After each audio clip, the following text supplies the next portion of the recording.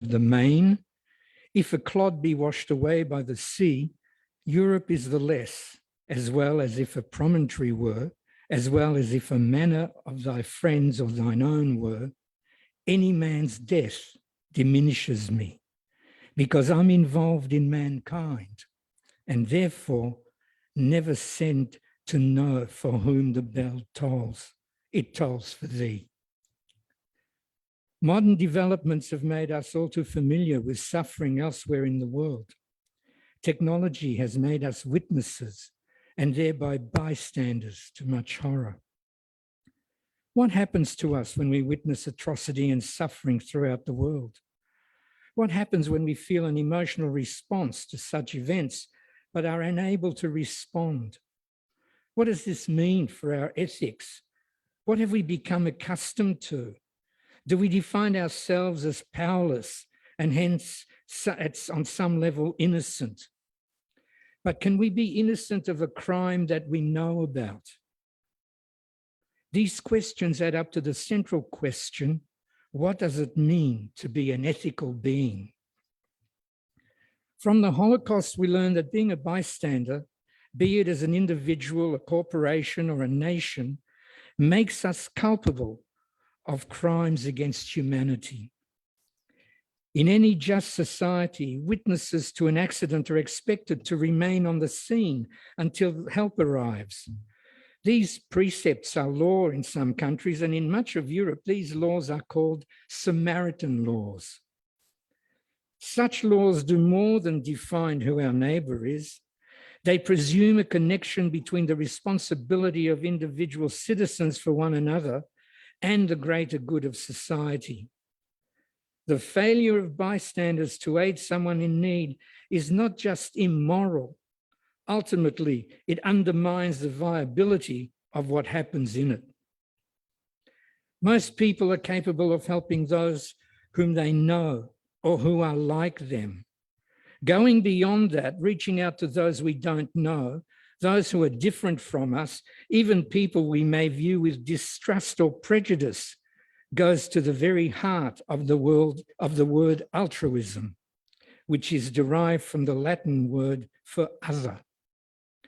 What does it mean to be an ethical being? Ultimately, it means that such a person helps to create a society in which conscience has an active and powerful voice.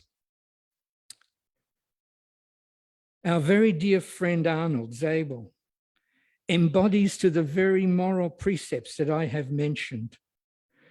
What seems to have moved Arnold to deeds of courage and compassion is his profound connection to the world around him and all who inhabit it. The same vision that inspired John Donne. People like Arnold sense that they are part of something greater and that it is possible for them to act in a way that can change the fate of another. The words "no man is an island" are simple, but Donne was really describing a complex human ecology, one in which our actions and beliefs not only affect those whom we encounter directly, but literally create the world in which we live. Arnold, I would like at this stage to present you and have our president, in fact, present you with the Slawik Award. And please come up to the stage. And before you're presented with this award, I want to add something else. I am truly honored and humbled to have you standing next to me. I think you are, using the Yiddish word, a true mensch of the world. And I say this because you are also a courageous and brave man. You have taken on Islamophobes, anti-refugee groups. You speak out on anyone whose human rights are being trampled on. And this, to me, encapsulates who you are, a real being of the universe. And once again, as I say, I feel terribly humble to be here with you.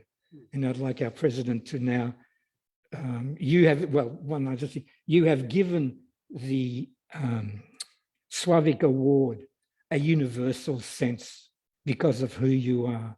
You've gone beyond Polish and Jewish, but you've taken on the universal idea of justice and human rights for all. And for that, I really, really thank you.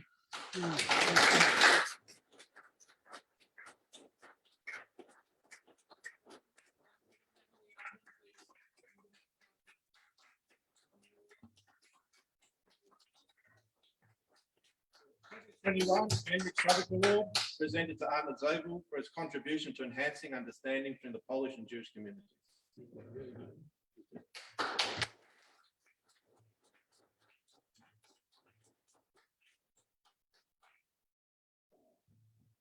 Oh, that was quite overwhelming. I think I've been extremely fortunate, on my journey through life,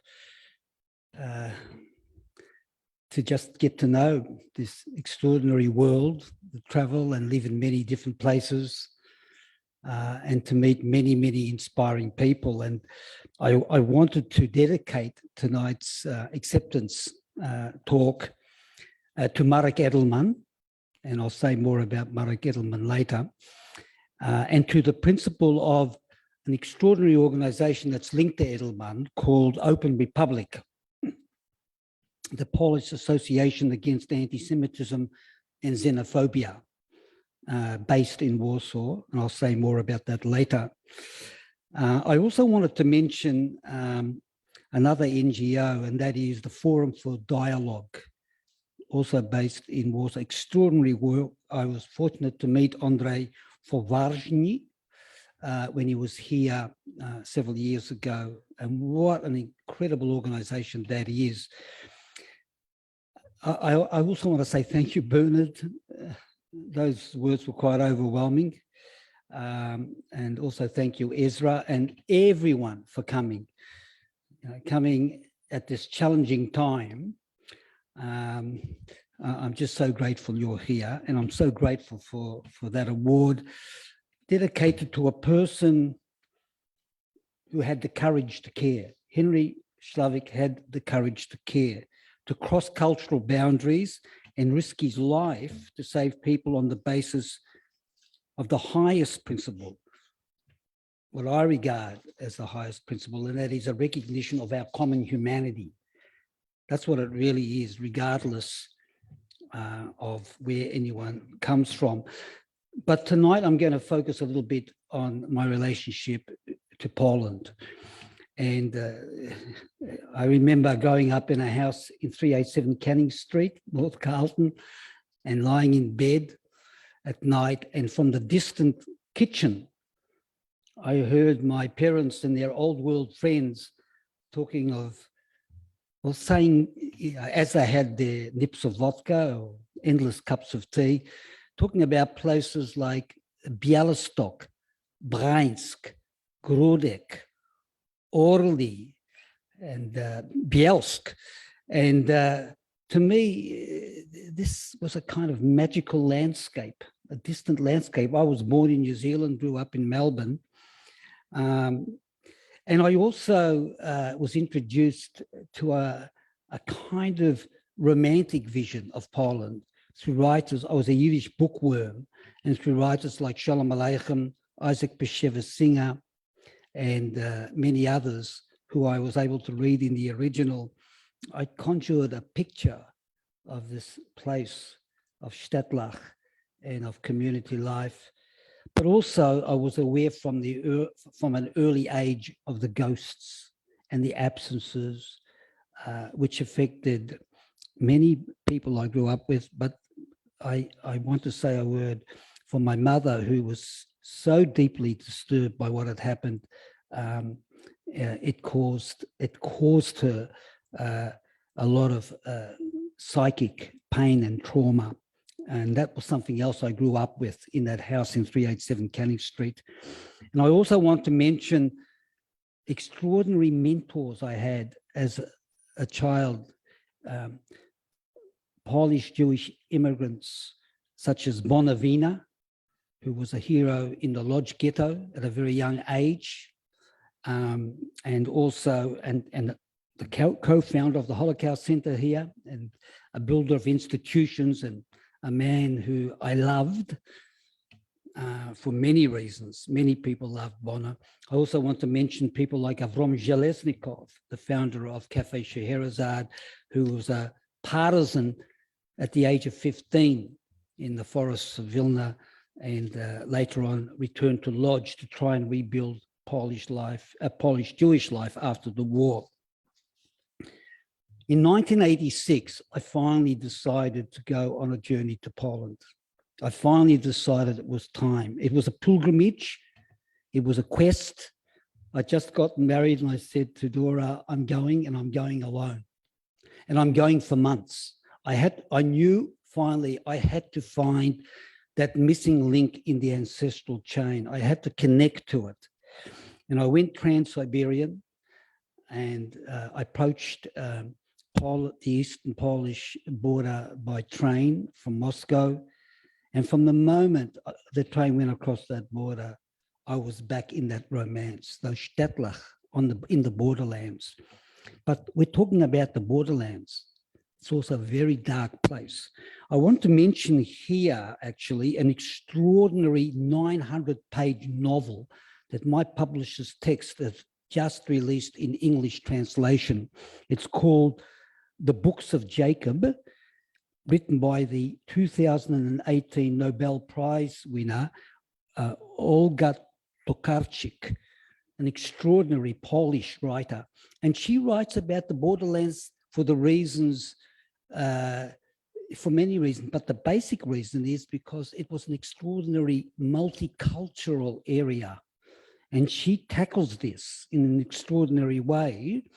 And of course, there's two sides of it: harmonious multicultural societies, and every now and then an outbreak of murder and mayhem, and rival armies tearing each other to pieces.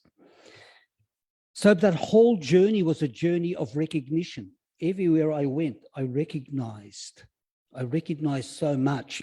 And finally, I arrived in Białystok, and I'll just read you just one paragraph of that arrival in Białystok. So I came from Warsaw. Soon after dawn, the Białystok Express emerges out of the subways of central Warsaw. A mist rises from the Vistula, unveiling a metropolis stirring into life. Just beyond the city limits, a heron perches motionless on the banks of a stream. A woman dressed in pink sits astride a motorcycle at a level crossing. A farmer milks a cow on an embankment by the rail tracks. Behind him in the fields, rows of haystacks perspire vapors of gold dust. Warmth spreads as the carriages are heated by an ascending sun. A moving landscape eases me into stillness. It's as if I have always been here, watching from a mobile window, tracing a path along the periphery of ancestral lands. Open countryside gives way to the fringes of the city. On the outskirts loom high-rise housing estates. The rays of a midday sun mingle with the fumes of industry. The train slows down through a gauntlet of factories and emerges against a long platform drawing into the Białystok station. And there I was. And before I left on that journey, on the way to the airport, I stopped at the house in Canning Street and said farewell to my mother and father. And my father said, I'm not sure why you're going there, but when you get there, give my regards to the town clock. My wife did this magnificent oil painting of the town clock because my grandfather, Biszka Zabludowski, stood here for 40 years selling newspapers. Everyone knew Biszka Zabludowski. Hein, Moment, Express. He stood there for 40 years disseminating culture, but met a terrible end with his wife, my grandmother, Shana Lieberman, in the Białystok Ghetto. So I returned from that journey with the maps. the streets that my parents had grown up in. And really, Jules and Ashes and my understanding of Poland came from the conversations I had when I returned, because I could say to my parents, Sienkiewicz Avenue, and they would respond, oh, yes, this is where we went to the movies on a Saturday night, and this is where Kondruchik, the White Russian, sold ice cream. And it all just came to life. And sometimes you do the right thing in life. And I think that journey was the best decision. To embark on a journey was the best decision I ever made in my life. So now I want to fast forward to 2006. I returned to Poland in 2006 because my son Alexander was 12 going on 13. And we decided to have a kind of secular bar mitzvah.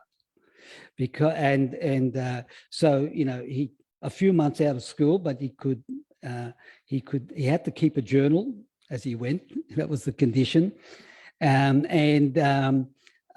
we went to both Białystok, and later on we traveled to Ithaca in Greece, where his Greek ancestry derives from his mother's side.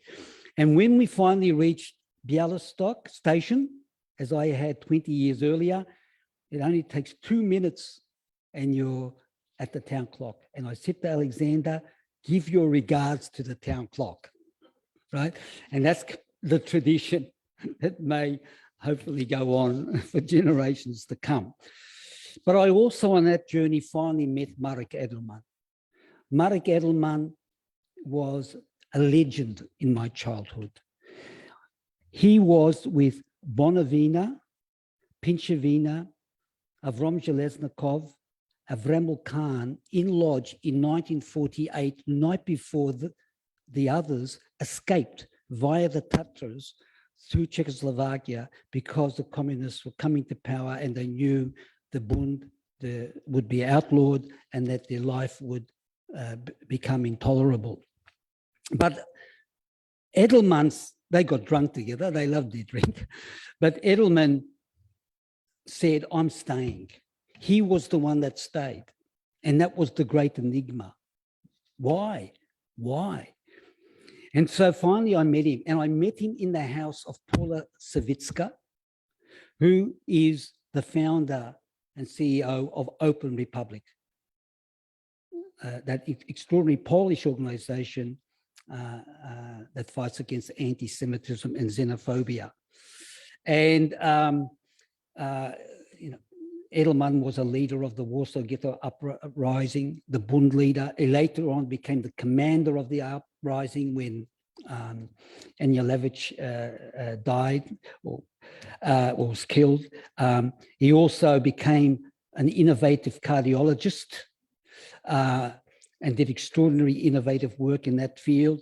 But he also became a founding member of CORS, the Workers' Defense Committee in the 1970s that fought totalitarianism and communism, a founding member of Solidarność, and also later on became a member of the Polish Senate once Poland freed itself from totalitarianism.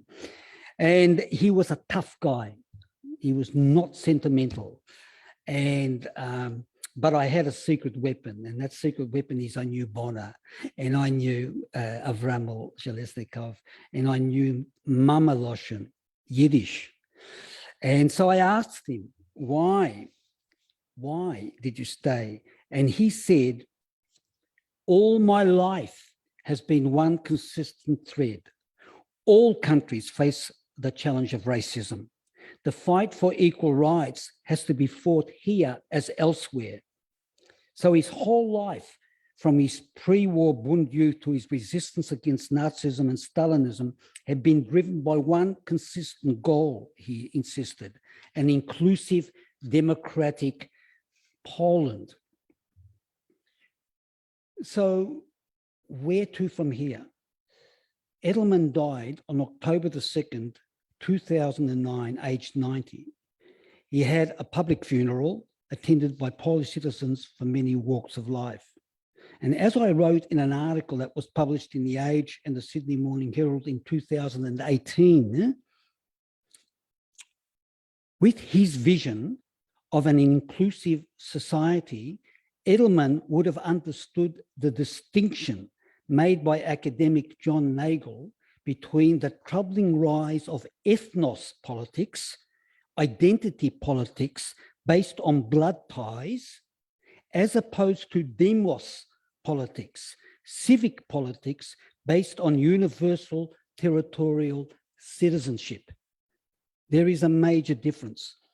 Edelman observed a fluid line between patriotism and nationalism, Paula Sawicka told me. He never doubted that he belonged to Poland. Quote, "The nation is language, culture, education," Edelman said. "They are natural to you. You do not have to love it. You just have to be in it." Edelman encouraged the work of Open Republic.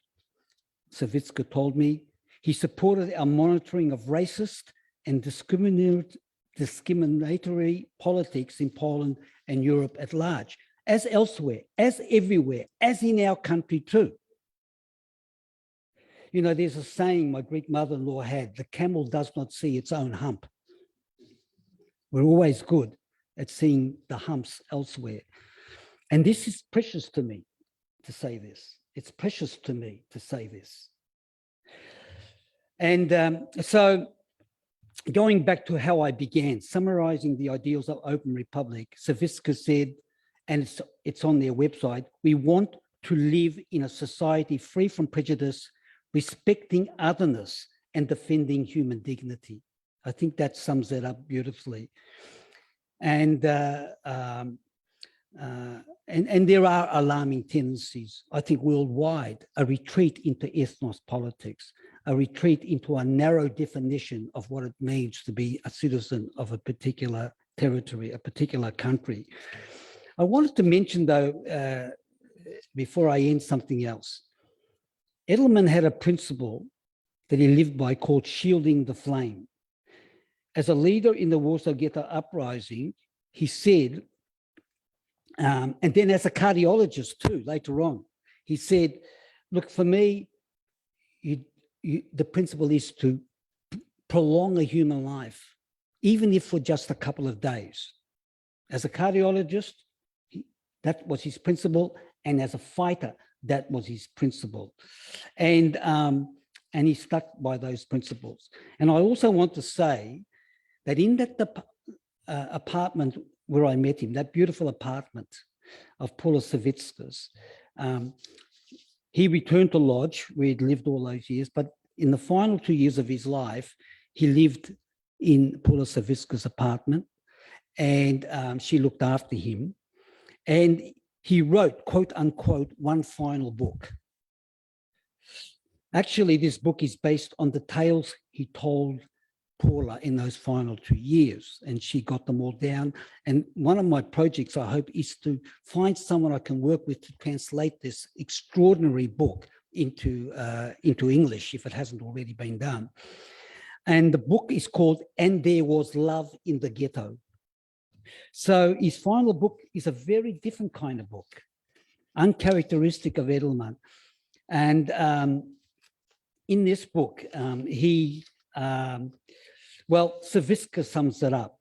These tales, she said, stood alongside tales of terror, threats of deportation, death, fear, and hunger. They were not more important, but love allowed you to live and preserve your humanity. For Edelman, love was every good feeling directed from one person to another, love of a man and a woman, love between mother and child, friendship, loyalty, faithfulness, and tenderness. If you can love, you remain human. And that's what he practiced throughout his life. So I'll just end by saying again, and returning to that principal thread, we want to live in a society free from prejudice, respecting otherness and defending human dignity. This is the principle that Henryk Slawik gave his life for. In acts of extraordinary courage, he defended human dignity. And this is why I am deeply honored to receive this award in his name. Thank you.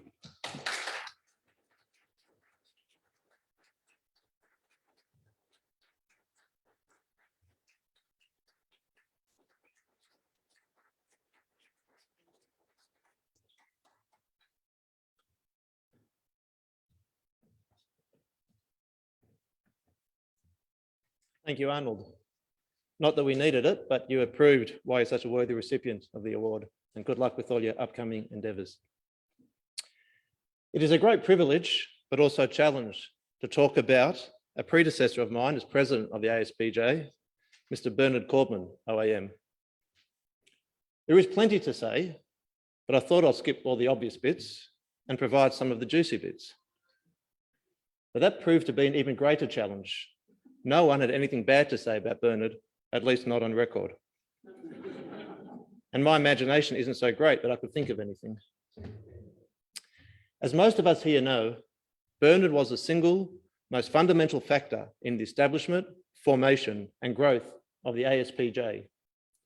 Indeed, for many people in the Jewish, Polish, and wider general community, Bernard was and remains the embodiment of the ASPJ and the living exemplar of its ideals. Personally, for me, Bernard was all that and more, as Bernard is entirely responsible for my involvement and all the education, entertainment, and satisfaction the ASPJ has provided me. At the conclusion of my attendance at my first ASPJ event, despite never having met before, Bernard approached me, introduced himself, and then welcomed me aboard, all before I had time to introduce myself back, or even wriggle my arm free from that twist. Those familiar with Bernard, his charismatic and intoxicatingly captivating personality wouldn't be surprised at all. Participating in a meeting, engaging in a discussion, or attending a presentation with Bernard was always a delight on so many levels. Every occasion I learned something, laughed at something, but most importantly, observed how to behave. It is Bernard's ability to analyse the situation and determine how to act with just the right calibration of tolerance, respect, forcefulness, and conviction that was my greatest lesson. No issue or challenge was ever too difficult, and when it was required, Bernard displayed the strength to remain true to his values and ideals. Bernard also has the enviable ability to relate to all sorts of people, whether an elderly Holocaust survivor, a visiting Polish parliamentarian, an academic, or a young third-generation kid just exploring his heritage. Bernard has time for everyone and treats everyone with due respect. Given your legacy to the ASPJ, a totally inadequate summation here, Bernard, thank you for establishing and everything you've contributed to the ASPJ. The challenge now for us is to continue to further our mission to preserve and promote the historical and cultural heritage of Poland, Jewish life, and to foster understanding between the current and future generations of the Polish and Jewish communities. I'm confident that based on the platform you have built and by following the direction and path you have forged, the ASPJ is well placed to do so. We look forward to a long continuing association with you and wish you, Cheryl, and your family all the very best going forward with plenty of health, happiness, and fulfillment. It is a great honour for me as current president to present to you this certificate of life membership of the ASPJ.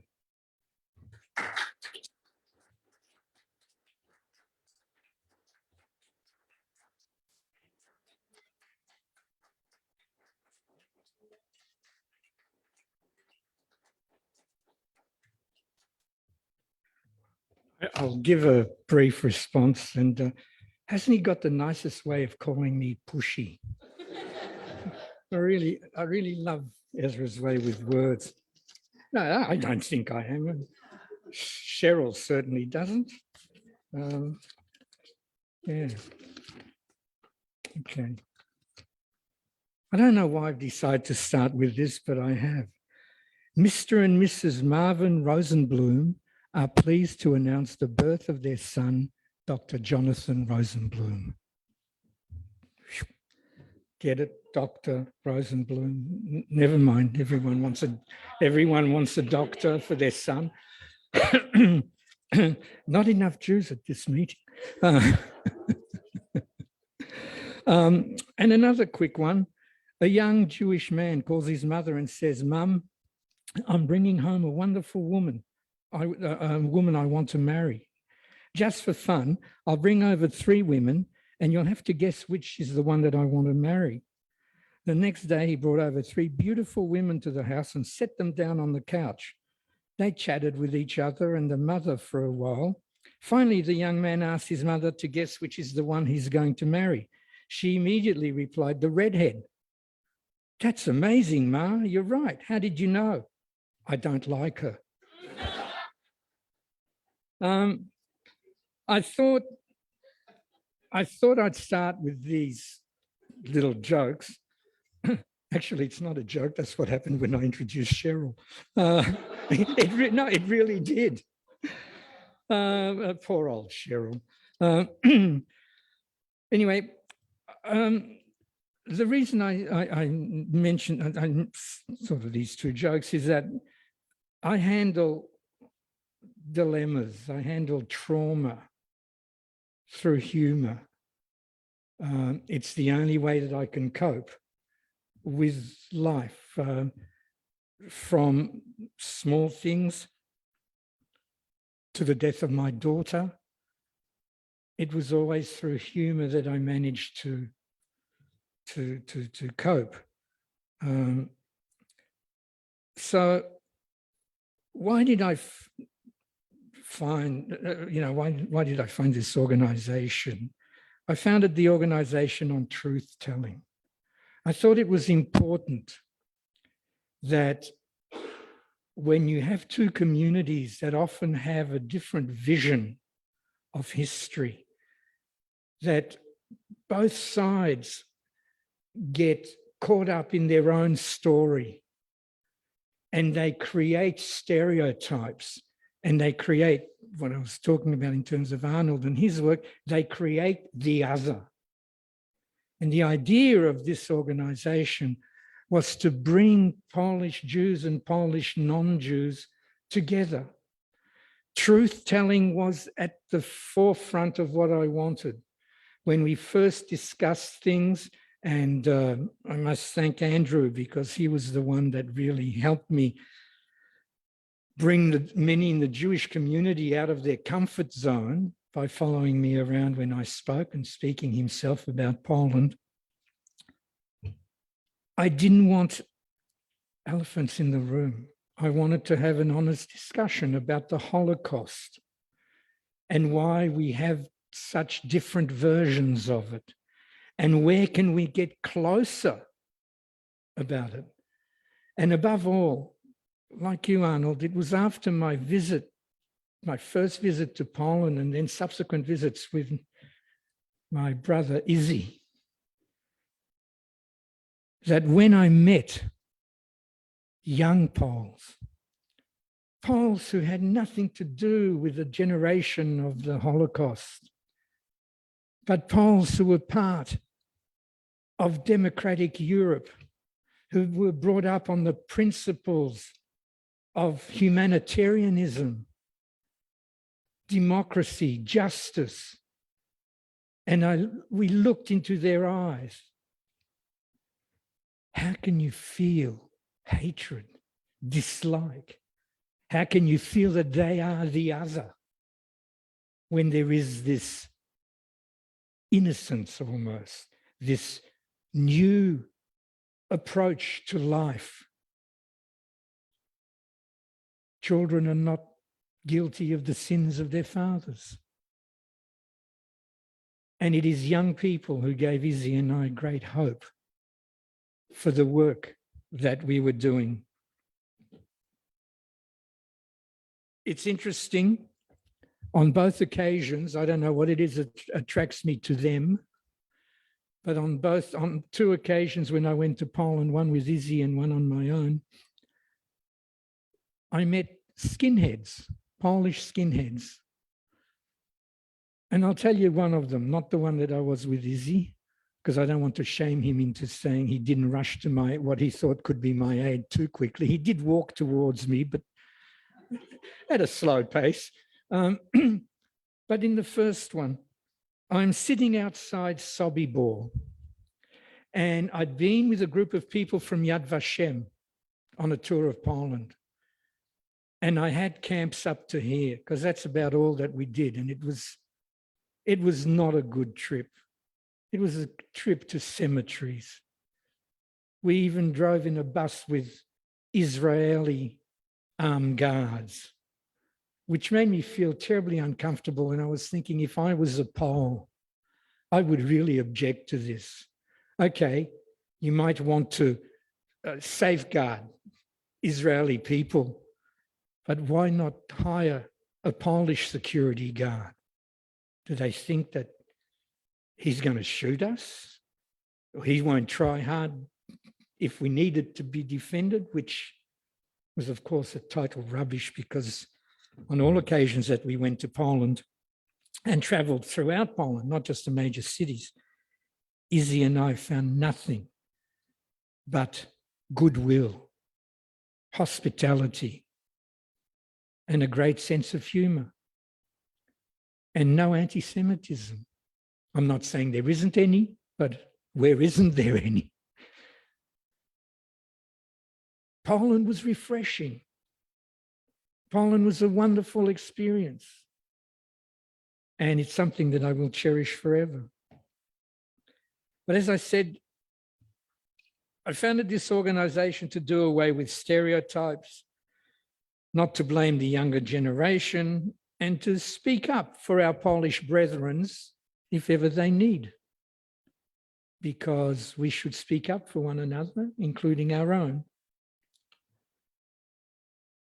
I'm sitting outside of Sobibor, and a group of skinheads surround me. I'm on a log, and a group of skinheads surround me. And maybe it's because I was in a gang when I was young or something, but gangs have never frightened me. So I turned around and said in my wonderful Polish, no, first I said in English, does anyone speak English? And one guy said, yes. So I said, siedź, sit. It sounded like a command, but I didn't mean it to be, but that's my Polish. And so we're sitting there, and I'm sitting there with all these skinheads who had arrived in a car, and they've all got the coloured suspenders and whatever. And I said to the guy who speaks English, is this Let's Harass a Jew Day? And he looked at me and he said, yeah. I said, what happens if the Jew's not frightened? I mean, I'm an old man, you could beat the shit out of me, but I'm not really frightened. So he says, well, that's a bit different. And I asked him, I said, why aren't you at work? How come you've got time to do this? And he said, oh, there's no work in rural Poland. So I said, well, why do you want to harass Jew? Well, moja babcia anyway, my babcia told me that Jews run the world. There is a cabal that runs the world. You run the media, you run the banks, and all that sort of stuff. And I said to him, geez, I'm a lucky fella. I want to thank you for that. And, we kept talking, and the conversation was really friendly. It was very, very polite. It was pun this and pun that, as the language is quite formal. And in the end, people from Yad Vashem were coming out of Sobibor, and they saw the skinheads around me, and they start to walk forwards towards me, and I just put up my hand and say, please stay away, because I was having a really great conversation with these guys, and I didn't want it to be broken up by a trip that I found the company quite, well, revolting, actually. So the interesting thing was I got up, I shook hands with each member of the skinheads, do widzenia pan, and after 8 or 9 do widzenia pans, I got into the bus, and there's this really surreal image of this old Jew, moi, in the bus, waving bye-bye to 8 or 9 Polish skinheads in their outfits and all, and we're just waving goodbye. And the reason I mentioned this and why I was really disappointed by the trip to Yad Vashem is, I'll give you an example. We're walking through an old shtetl, and the leader of the trip is walking ahead, and a lady out of, the shtetl, when I say old, every house was made up of old wood and tin bits, very poor area. And the lady from one of those places in an attic yells out, Gigi, Gigi, Gigi. And the guy from Yad Vashem says, come on, quick, let's keep walking. She's probably going to yell abuse at us. And I, being curious, and again, not that frightened of things, I stopped and said in my wonderful Polish, co ty chcesz? What do you want? And she said, chodź, chodź. So I went upstairs, and she comes out of the flat holding a painting. And she said, when I moved in here, the people before me were Jewish. So I imagine this is a Jewish painting. Would you like to have it and to give it to an institution? And again, it made me think of why this immediate reaction of confrontation. Why not listen to what people have to say? And I got to tell you a little funny story, and then, I've spoken enough, but I was in a park in Łódź. And I got to tell you, Łódź has the ugliest dogs I've ever seen in my life. And I said that to a couple of ladies who were sitting there. One had green hair and one had pink hair. And I said in my wonderful Polish, dlaczego ty masz różone and zielone hair? Because I couldn't think of the word. Włosy. So they nearly peed themselves laughing. And then I told them, I said, look, no personal disrespect. I think your dogs are pretty ugly. And being who I am, I took out a photo of my dog, Buffy, and showed them a picture. And I said, now that is a piękny pies. And, it was funny. The two ladies really, they nearly peed themselves laughing. They thought it was the cutest thing that, this old Jew's trying to compare dogs and things like that. And the reason I say this is because, again, when you travel, you've got to have a sense of humor. You've got to approach people with warmth.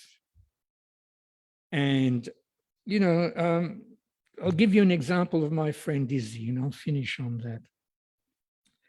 My friend Izzy became the self-designated roving Australian ambassador to Poland, handing out little koala toys to all the attractive women throughout Poland. And that's how he made friends. Thank you.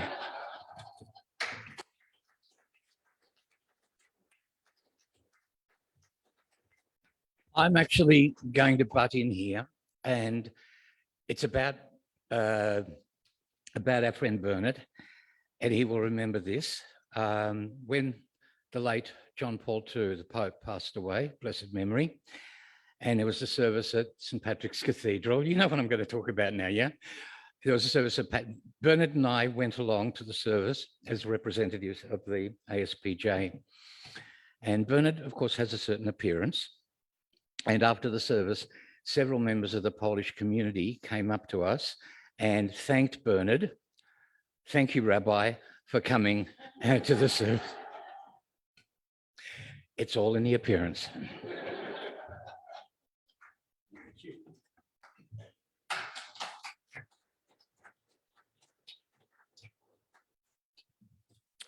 I now get to speak about another past president of the ASPJ. I'm pretty good at running a coup here, aren't I?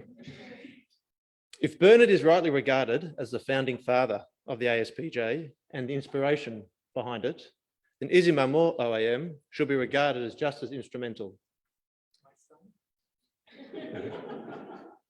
Izzy has been on the ASPJ journey from the beginning, having been part of the initial team formed by Bernard. Although perhaps not as comfortable as commanding an audience or owning the stage or lectern as Bernard, Izzy has played a key part in the ASPJ in two distinct yet fundamentally important areas. The friendships, relationships, and connections Izzy has formed, particularly with leaders of the local Victorian Polish community, was of critical importance to the successful establishment of the ASPJ. It was Izzy's ability to straddle both communities and be that link, especially early on when perhaps he was at only bridge, that was the key to the ASPJ developing. Additionally, Izzy's professional production of our newsletter, Haint, greatly increases the reach of the ASPJ, both nationally and internationally. Izzy produces with his graphic designs not only the newsletter, Haint, but also the graphics for all our events, including tonight.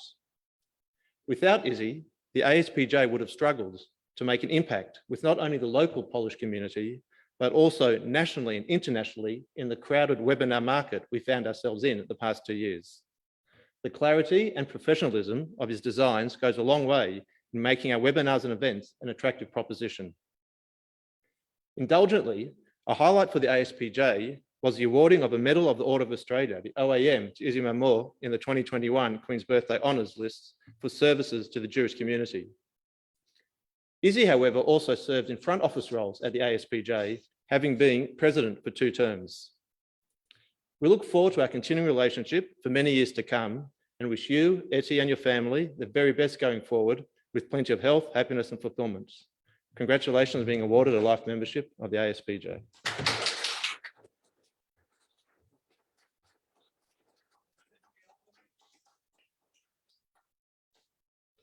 One more. Thank you. Thanks. You have to follow Bernard's speech. No, I'm not even going to try that. Either of them, you know.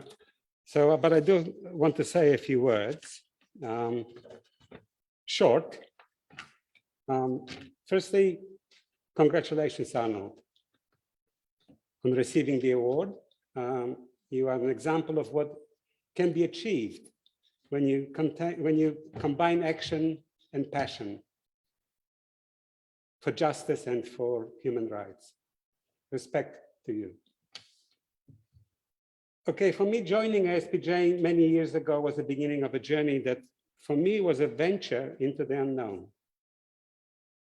By this I mean that although we did have a mission, I didn't know where it would lead us to or whether we will succeed. So it was a great challenge for me personally. It was an area that I was never involved in it before, because I come from a commercial industries in graphics and advertising and marketing. So my portfolio was to develop people-to-people dialogue between Poles and Polish Poles and non-Jewish Poles here in Victoria, and hoping internationally. And in many ways, it actually worked.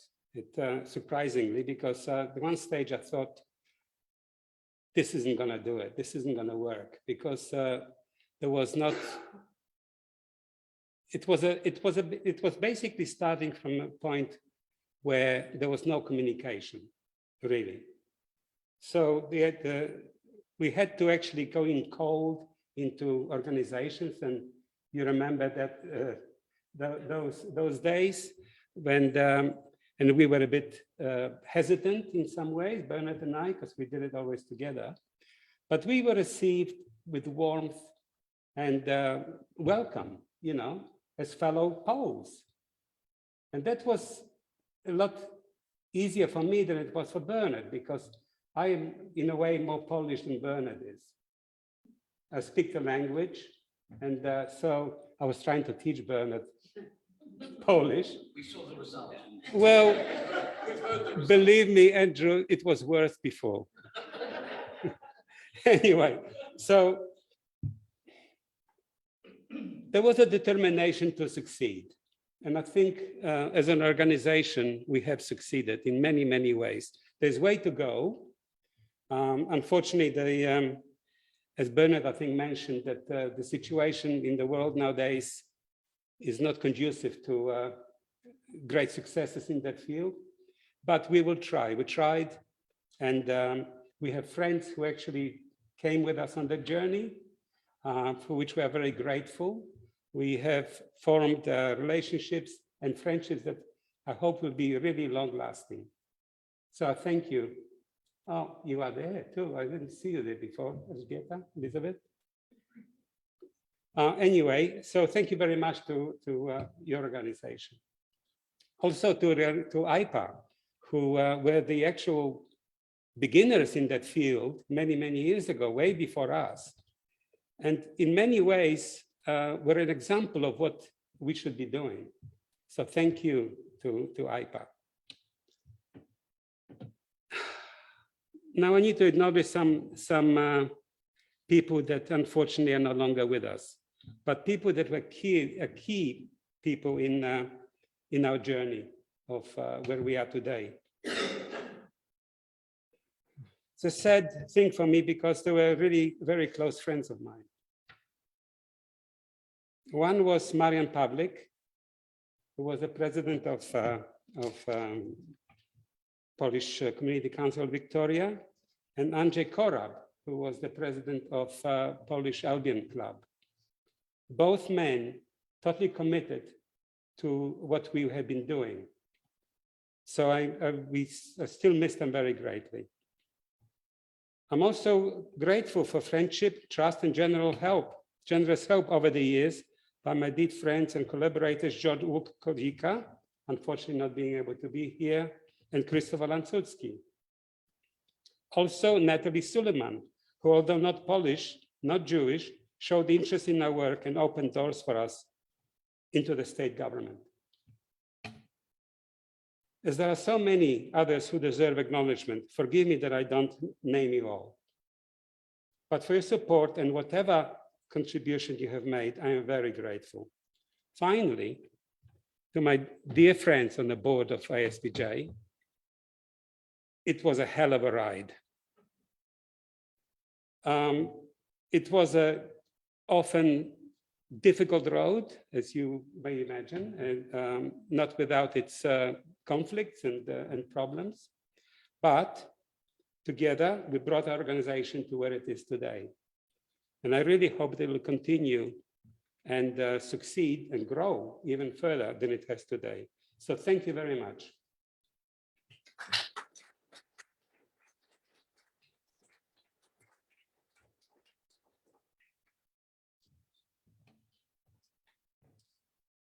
Thank you, Izzy. Lastly, we've got a special presentation tonight to Stephanie Gogos. Stephanie is the Marketing Communications Officer of Polaron, a great supporter of the ASPJ. But to the ASPJ, we regard Stephanie as our Zoom and technology master. With the pivot to online webinars that all sounded so easy in theory, until someone had to actually ensure that we were live streaming. And thanks to the support of Eva Hussein and Dominic, Stephanie volunteered her time, usually after hours, to ensure we hosted interruption-free events, which is no mean feat. So although Stephanie remained behind the scenes, that is always an excellent thing when you're regarding the technology and the live streaming, it means you didn't have any crises, you had to jump on. Stephanie always remained very much front of mind to the ASPJ when hosting an online event. If you weren't available, it wasn't going to happen. So thank you and good luck for all your future endeavours, and please accept this certificate of appreciation on behalf of the ASPJ.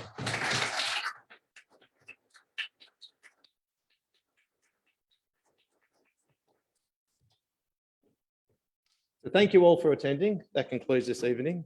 It's wonderful to be back in person, and thank you to all those who have logged on. We look forward to seeing you in 2022 at all our future events. And now you're please welcome to refreshments out the back.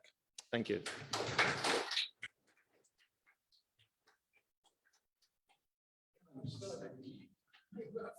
I just want to